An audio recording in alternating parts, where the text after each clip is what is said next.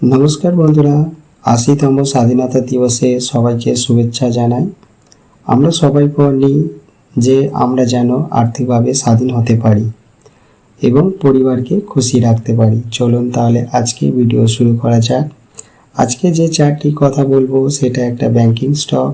তোমরা জানোই banking sector খুব ভালো পারফরমেন্স করছে, বিশেষ করে নিফটি মিড ক্যাপ ও স্মল ক্যাপ। হ্যাঁ বন্ধুরা, চারটি হলো ব্যাংক অফ ইন্ডিয়া, এটি একটি মিড ক্যাপ স্টক। স্টকটি 2023 সাল থেকে মোমেন্টামে আছে। স্টকটি 148-এর রেজিস্ট্যান্স পার করলেই প্রথমে 300 ও পরে 500-এর কাছে যেতে পারে।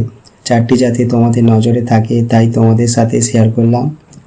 আমি তোমাদের সবসময় একটা ভ্যালু দেওয়ার চেষ্টা করি।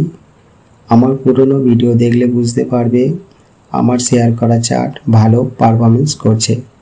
তাই তোমরাও এই চ্যানেলটাকে সাপোর্ট করো, ভিডিওটাকে শেয়ার ও লাইক করো।